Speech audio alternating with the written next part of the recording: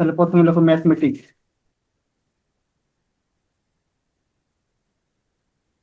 Mathematics শব্দটিতে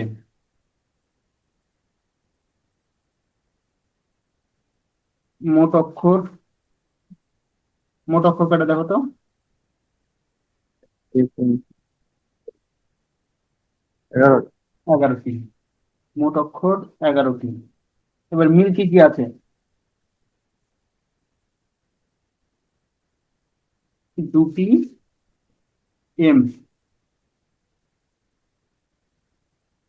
দুটি এ। আর মিল আছে কি আছে দুইটা? দুটি টি। এটাই তো। অতএব বিন্যাস সংখ্যা সিস্টেম হচ্ছে যতটি সংখ্যা আছে ততগুলো ফ্যাক্টরিয়াল উপরে, আর যেগুলো মিল সেগুলো নিচে। 2 ফ্যাক্টরিয়াল, 2 ফ্যাক্টরিয়াল, 2 ফ্যাক্টরিয়াল। এটা আসলে ক্যালকুলেটর ছাড়া হিসাব করা একটু কঠিন হবে। হুম।